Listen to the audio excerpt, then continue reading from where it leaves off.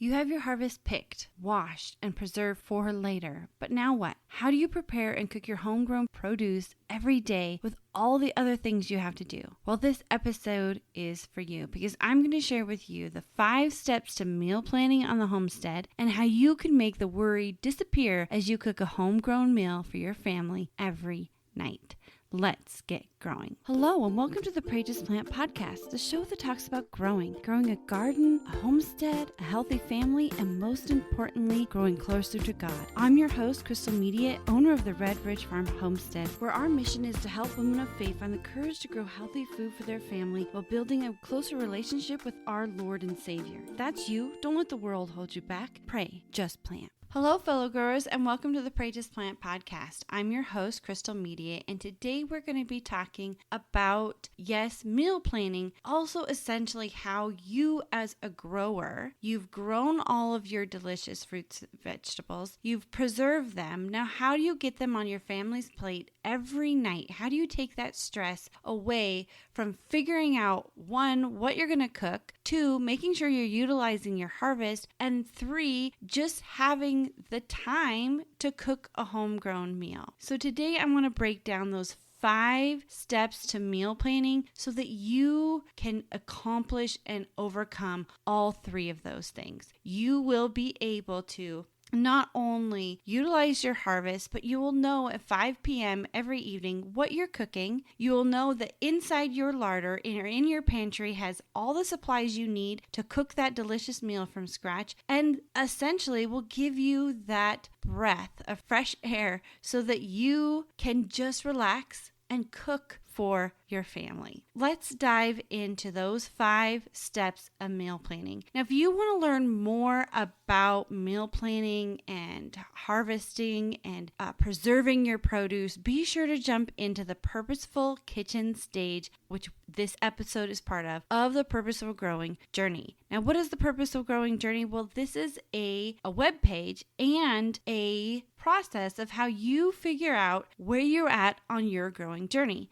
Through my own growing journey and watching others, there's about 6 stages that each of us need to go through so that we can create purpose, begin to grow and cook our own homegrown food, and really envelop the homesteading, purposeful lifestyle. The first stage is the just grow stage. This is where you're growing and figuring out if this lifestyle is for you, figuring out your goals. Then you have the Purposeful Kitchen stage. That's where we're at today, where you're diving into learning how to cook from scratch, learning how to preserve food. And in this stage, you necessarily don't need to be already growing your own food. You don't need to be fully in that homestead stage yet. You can start growing right now, right where you're at, without the land, without even the growing of the own food. You can start taking homesteading principles and utilizing them in your kitchen. Next is a purposeful home, where we're bringing purpose to our home. Maybe we're creating a budget, we're figuring out our homemaking skills, and we're trying to figure out how we can time manage all of the things that homesteading brings to our lives. Next is the purposeful garden. This is where we're getting outside and we're growing our own food. And then the purposeful homestead. We're adding animals to our growing journey. And last is the purposeful life. This is where we're bringing all the stages together, because every year I make goals. Every year I utilize something at it. Every stage of the growing journey,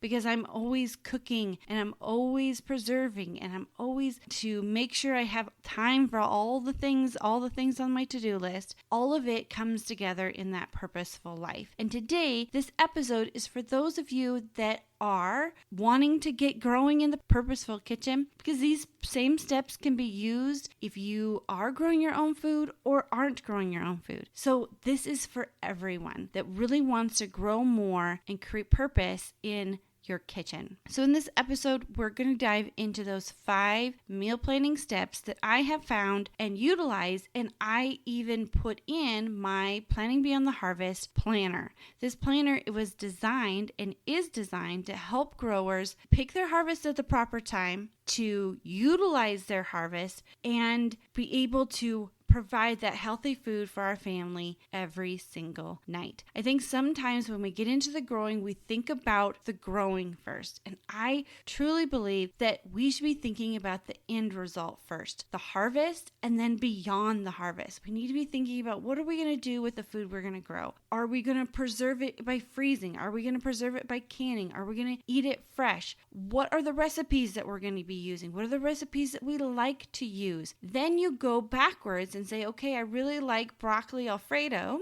with chicken. So then you think, okay, well then I'm going to learn to grow broccoli. So broccoli is going to be on my list of growing. And then not only that, I need to figure out when I need to plant the broccoli, when I need to harvest the broccoli at peak. What are the signs of harvest? When is that broccoli going to be the best for me to pick? And then you think about, how am I going to preserve it? Okay, well, my recipe calls for frozen broccoli, or my recipe calls for canned broccoli, and then you can preserve it in that way. So when we start with what we're going to do with our food and how we're going to utilize it beyond the harvest, then we can step backwards and look at every piece. And in that planner, I help walk you through that, as well as in my book, Planning Beyond the Harvest ebook. It goes through all the different steps of how I came up with how we need to think about it this way, the struggles that I had, the stories about my green beans that went bad in the refrigerator because I wasn't ready for them. Because so many times we focus in on the growing and not the harvest and what we're going to do with that harvest. Now, you are sitting there, you have all of your produce canned, stored, or you're thinking about changing your mindset to homesteading views, and you're ready to make a meal plan for your family so that you can make sure that you're utilizing your harvest, you're making sure that you're cooking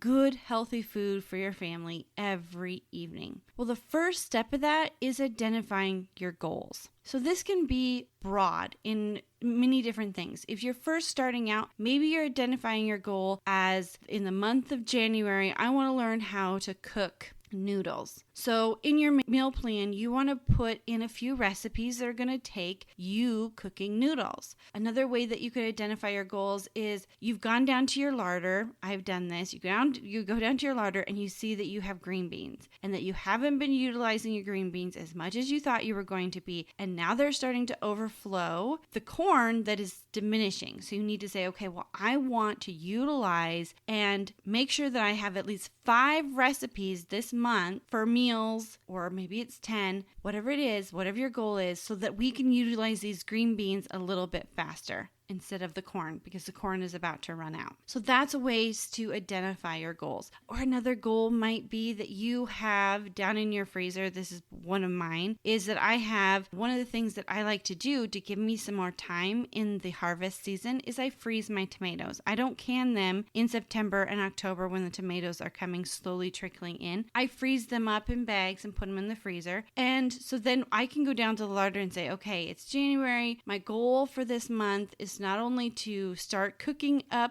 the new tomatoes for the month and get them preserved and put away, but I still have 5 jars of tomato sauce sitting on the pantry shelves, so I need to get those utilized. What are 5 recipes, or what are some recipes that I can use to utilize up that sauce before I preserve all this other sauce? So you can see that identifying your goals can be really helping you think about the things that you need to get done also in the kitchen, as well as what you're going to be preserving. Another way to look at this too is maybe your goal is that I'm going to eat out less this month. So I want to make a plan to make some more convenient or some batch cooking plan so that I have some convenient options at home when we're really, really busy and we don't eat out. Or maybe I want to make sure that I'm providing a fresh vegetable every night this week for my family. So go through the things that you really want to in your kitchen, make sure that's happening. Maybe you want to make sure that your family is eating a green vegetable every single week. Or you want to make sure that your family is consuming the chicken that you got in bulk a few months ago that you put in the freezer. You found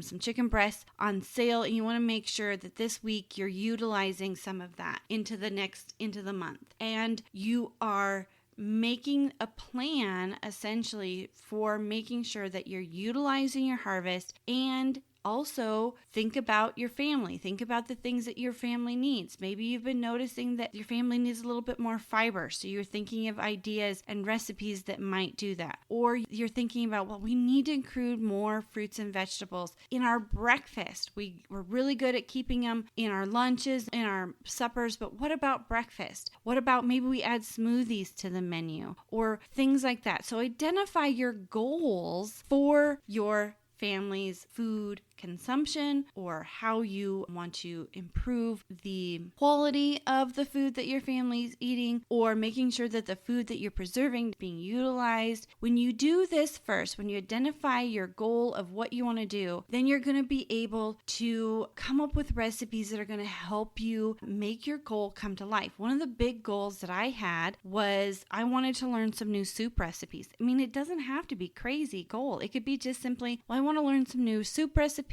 that the family likes because I love soup. My favorites are potato soup and broccoli cheese soup and stew, of course, but my family only likes the stew. My kids and husband just don't really crave soup the way I do. So I thought, maybe a way that I can utilize and cook more soups, which soups are a lot easier to cook in the winter. You can put a nice pot of broth and things boiling on the stove, and you can kind of work on the schoolwork and work on different projects inside your home, and it brings a little bit of warmth and cheery atmosphere. So I thought I just wanted to make, I think this was last January, I wanted to have a month where I made more soups. So I sat down and my goal was to not only utilize my harvest, but to think about some new soup recipes. So we tried ramen, beef ramen soup, because my kids love Chinese and Japanese flavors. So I thought that would be a great addition. So I think there was another Japanese soup that we tried, and I can't remember what it was. I don't know if it was egg soup. I can't remember. I think we did it was wonton soup. That's what it was, wonton soup. And then there was a couple other recipes that I tried. So by identifying your goals, you're going to be able to really step out in your purposeful growing journey, because you're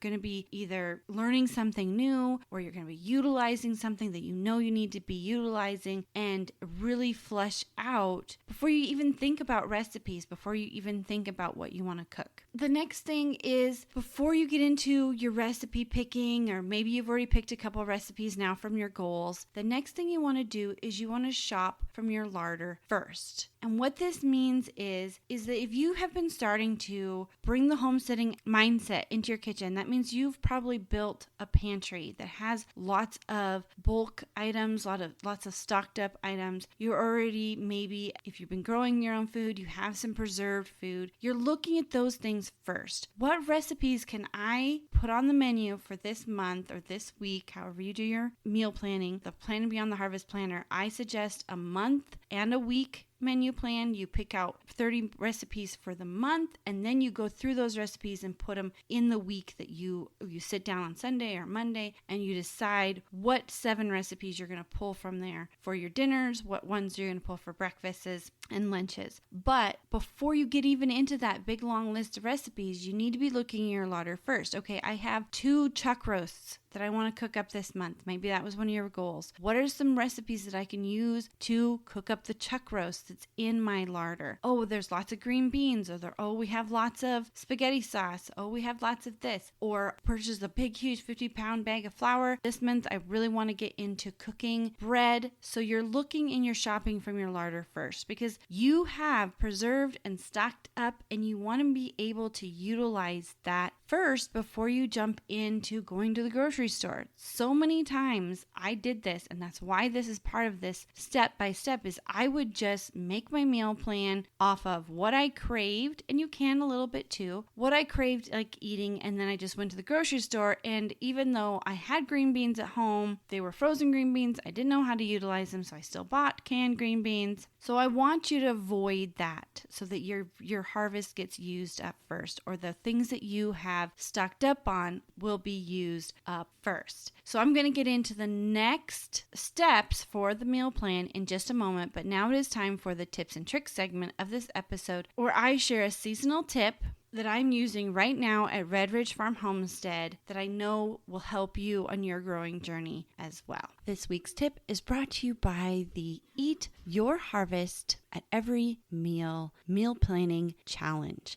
This challenge is going to be held this October 16th through the 20th. It's a 5-day challenge where I'm going to dive into topics and instructions on how you can make a meal plan straight from your harvest. Are you like me and struggle to take those delicious looking jars off your shelves and consume them every night? Are you struggling to take the nutrient dense food that you grew and get them on your family's plate every night? Are you still resorting to your old meal plan and your old ideas of what to cook for dinner? I want to help you break out of that. I want to help you not only break out of that, but take the stress away from meal planning. I want to show you how you can make a stress-free meal plan and include your harvest too. So join me in the Eat from Your Harvest at Every Meal Planning Challenge this October. The live challenge will be held October 16th through the 20th.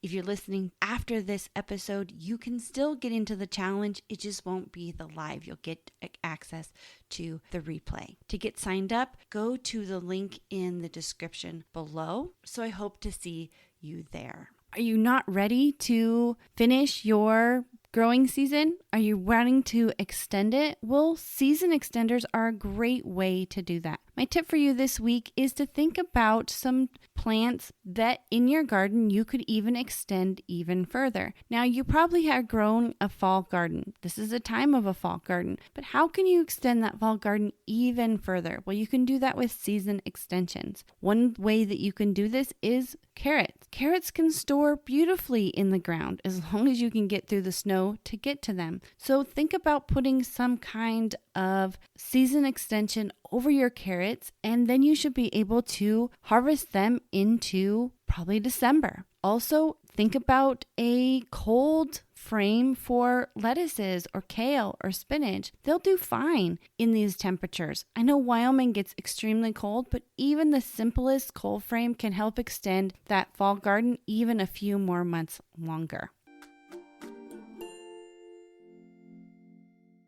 We're talking about meal planning and the 5 steps of meal planning in a purposeful kitchen. How we can utilize the mindset of a homesteader to make a meal plan. Not just on our whim, it can be a little bit, but it also utilizes our harvest or utilizes the things that we've stocked up on so that we can be sure to cook and consume that delicious food that we either grew or stored up and maybe bought at the farmer's market, and make sure that our family is consuming that and enjoying it as well. So the first 2 steps were identify your goals. What do you want to cook? Do you have some ideas? Do you want to learn a new recipe? Do you want to make sure you use up those green beans that seem to be overflowing? Or are you wanting to make sure that you cook more soups or learn to bake bread? What are your goals? Then you shop from your larder first. If you have gotten into the homesteading mindset, then you've built a larder. You have your fruits and vegetables downstairs in a root cellar maybe, or you're just starting out and you're figuring out how to start purchasing things in bulk and you're preserving. This meal plan steps is going to help you make sure to utilize that by shopping in your larder first, coming up with recipes with the food you already have. And I talked about in my Planning Beyond the Harvest planner that my goal inside that planner for meal planning is not to start with what do I want to grow, but actually start with what do I want to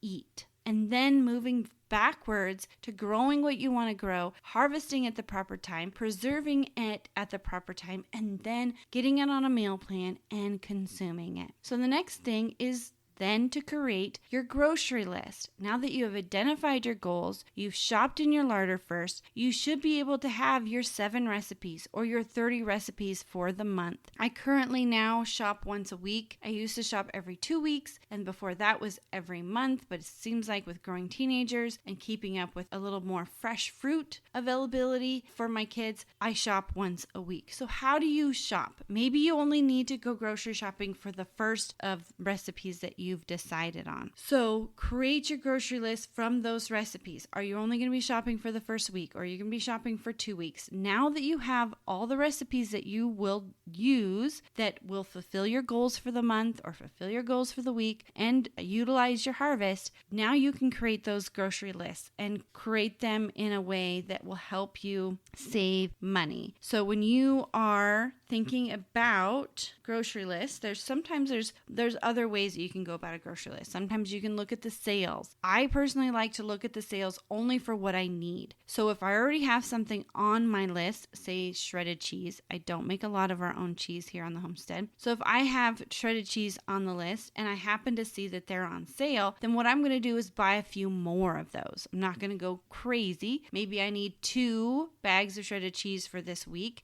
so I'll buy 4 bags for this week. This also goes back into that shopping in your larder first. If you caught shredded cheese on sale last month and you're going to be using it again for this month, it may be already in your freezer. I found that that's why we use shredded cheese, is that shredded cheese freezes very well. The cubed cheese, it doesn't seem to freeze as well. It breaks apart when I go to shred it, or even go to slice it, and sliced cheese definitely sticks together. So if you do get sliced cheese, you want to get the ones with the paper in between when you're purchasing cheese to freeze. So you can go to your grocery list by looking at what's on sale, or you can look at, like I do, I go to the on sales, just getting what I need. Because one thing that we can do very easily, especially when we go to the grocery store hungry, is we purchase things we really don't need or ever will utilize. Yes, they're on sale, but if you never use it, did you actually save the money? I think you probably wasted the money. So create a grocery list that utilizes exactly what you're going to be needing for that week or for that month, however you grocery shop. And make sure that you're including some fresh vegetables and fresh fruits as well. If you're in the middle of the winter, oranges or other things that you can't or didn't get preserved or that you can't grow. We utilize and purchase a lot of oranges and bananas. My kids love oranges and bananas, but we just can't grow them here on the homestead. So those are the fresh fruits that I'm talking about. And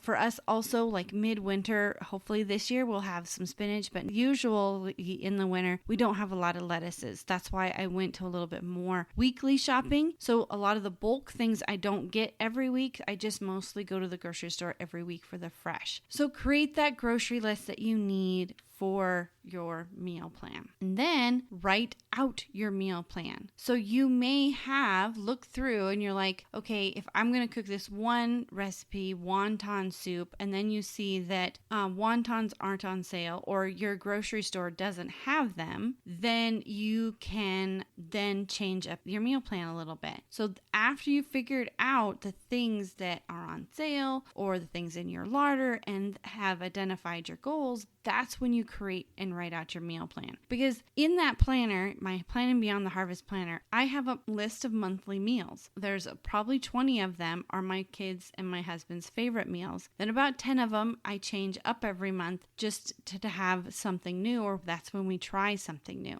or if we're in the season. So like another episode that I have for you is how to cook with the seasons. I think it's very important as a homesteader to cook with the seasons, because when you're growing and the garden's starting to produce, you are going to be wanting to cook some more fresh vegetables. And then if you're into the winter when you don't have the fresh vegetables available, but you want to put something to simmer on the stove all day, then maybe soups are going to be cooked more in the winter. So you can also think with the seasons as well. So write out your meal plan is the next step. So I'm going to get into the last step in just a moment, but now it is time for the Growing with God segment of this episode where you and I read the Bible, learn more about our Lord and Savior together. Today we're going to be reading Hebrews 11:23. We've already gone through Hebrews 11:1 through 22. If you'd like to listen to those episodes, go back into the bigger episodes in season 9 and season 10 and also this season 11. Also, I am doing something new as well. I'm taking all those little segments and pulling them out. So I have the first 6 segments pulled out into their own standalone episodes. And those are segment 1, where we talked about Ephesians, and then Hebrews 1 through 12. So those segments have been pulled out into their own episodes, and you can find them under the Faith in Action title. Starting Your Faith in Action, I think, is one, and then there's another. And by the end of this month, or in this season as well, I'll be bringing the next 3 segments to you as well. I wanted to make this really easy for you guys to get back into this study. And of course, I'm also making a study from these segments, so be on the lookout for that. So today we are in Hebrew 11:23, and we are looking at this because this chapter of Hebrew is faith in action. It's looking at the older prophets in the Old Testament and bringing them back to the New Testament and showing how their faith that they put into action is something that we ourselves need to learn from. Look at the past so that we can learn for the future. So we've been going through each person and learning from what they did for our own journey, for our own faith in action journey. So today we're reading Hebrews 11:23. If you want to read along with me, I'm reading out of the NIV translation.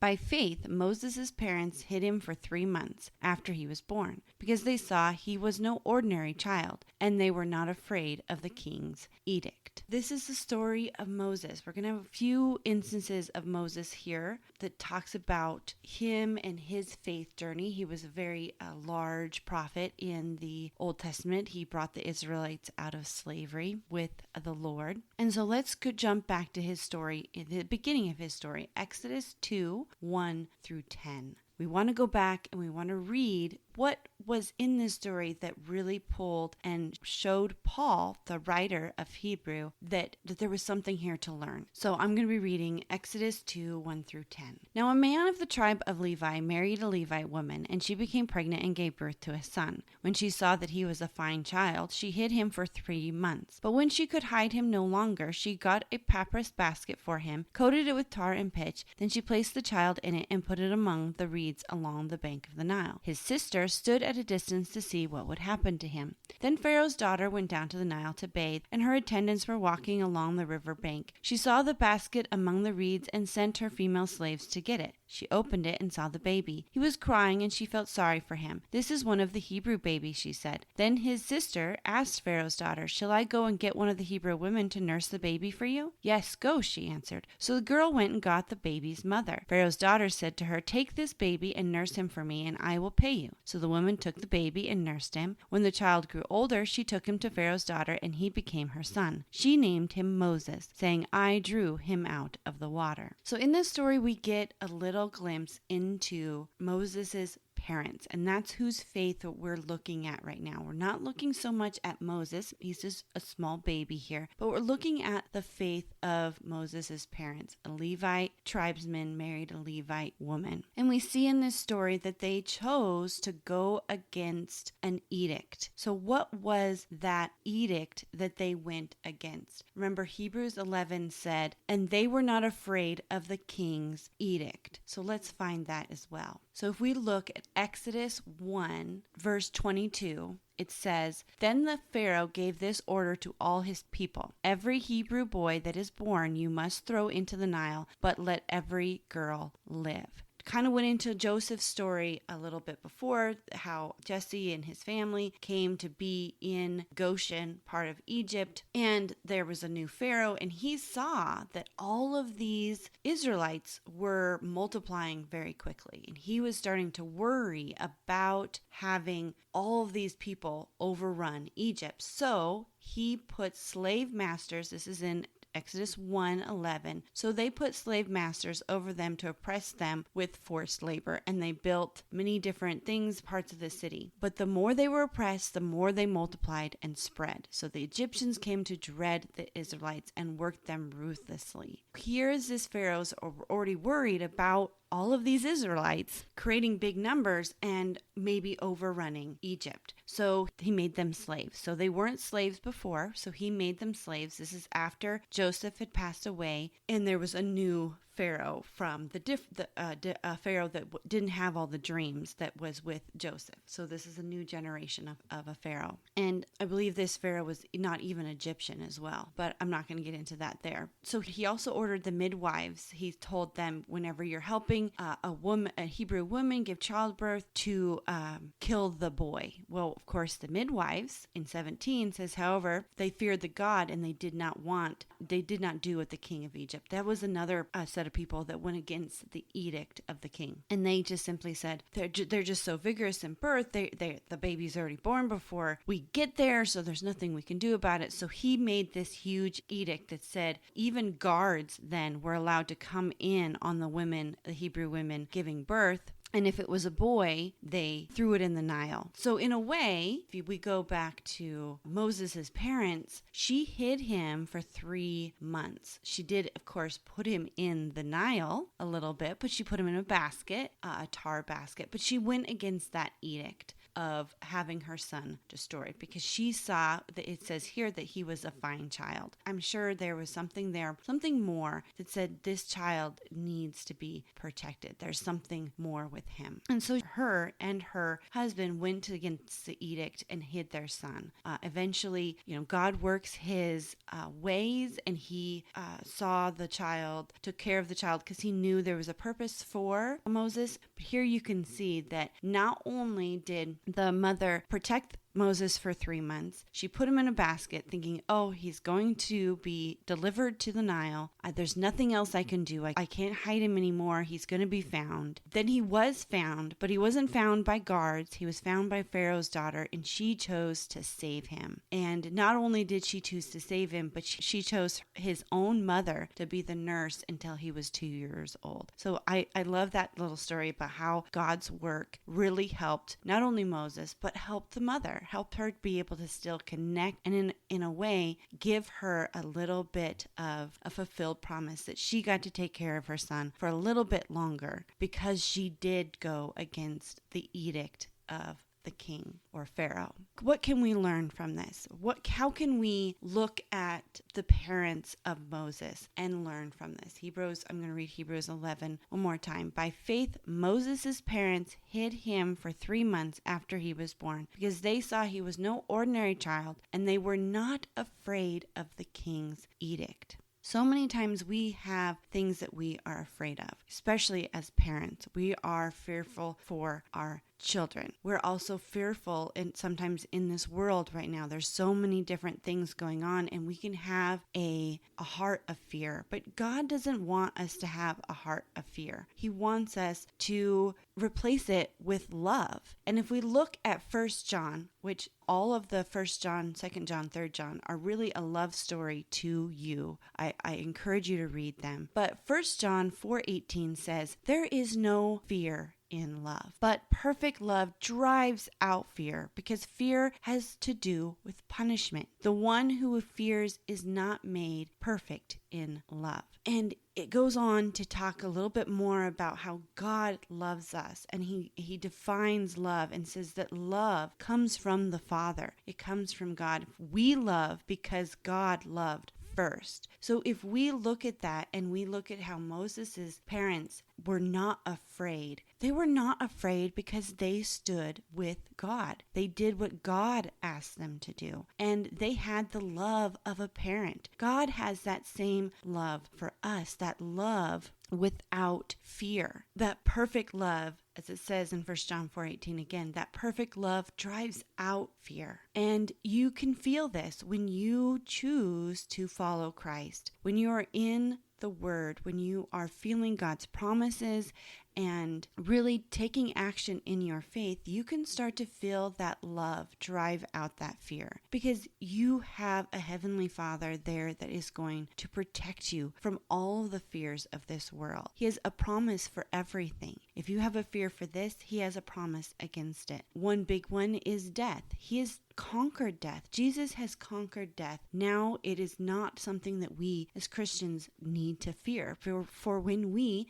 do die, we don't die. Our souls go to heaven and we continue. That's just one example. But in his love, he drives out fear. And another instance, speaking of Christ, to show love is to lay one's life down for another. And Christ did that for us. He laid down his life and gave us that perfect love. So what about in the verse here that the king's edict? Not only were they not afraid because they had God on their side, but they had the courage to go against the world of the time. King is the head of that area. He is the one who makes all the laws. He is the one that enforces all the laws. He was over them, and he could do anything to Moses' parents. If they would have found the child, they could have killed the parents, and then Aaron and Miriam, the two other children, would have been out on the streets. They risked a lot to go against the king's edict, to go against the world. And so I have another verse for you. It's Ephesians 6:12, and I want to read it to you. For our struggles are not against flesh and blood, but against the rulers, against the authorities, against the powers of this dark world, and against the spiritual forces of evil in the heavenly realm. We know that on this earth, we know that the thing that is ruling, even the rulers, or ruling the evil on this world, is Satan. So our true fight, our true struggle is not against human beings next to us, but against those spiritual forces of evil, against the dark world. And sometimes this dark world is in our leaders, in the rules that we have around us, especially here where the Pharaoh was trying to get rid of all the children by throwing them in the Nile. That is truly an evil act. And if you look at Moses's parents' fight and who they were going against, they were going against the dark of the world, because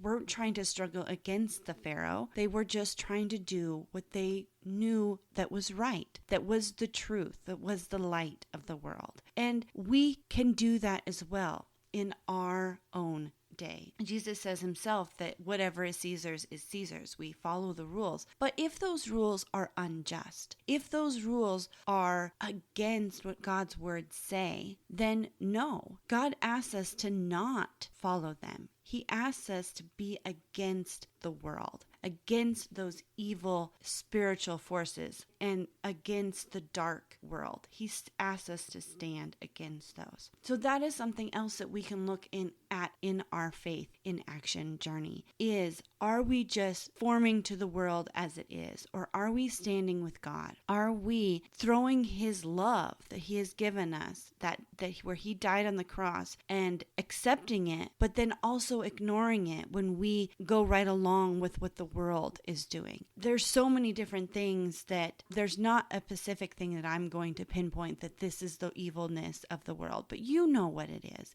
You can feel it in your heart when you're in a situation that this just doesn't feel right, but you feel the pressure from the world. We are to be separate from the world. We as followers of Christ, we as children of God are to be separate. We're separate from the world. And the world can be dark, and it is ruled by a spiritual force of evil, Satan. He is still at reign here. And Jesus has conquered him, and he has conquered death. But that doesn't mean there's not still evil things in this world, or things that are against God, because God gave us free will. So I just want you to think about a little bit this week of how you can love as Jesus loved, or how that you can accept that love and let go of the fear, and how by accepting that love you can have the courage to break away from the world, be separate, and be against the dark powers, the dark world. Because our struggle is not against each other, but against those spiritual forces. And that we need to remember that when we feel that conscience, when we feel that the world is pushing us into something that we know God does not want, we need to be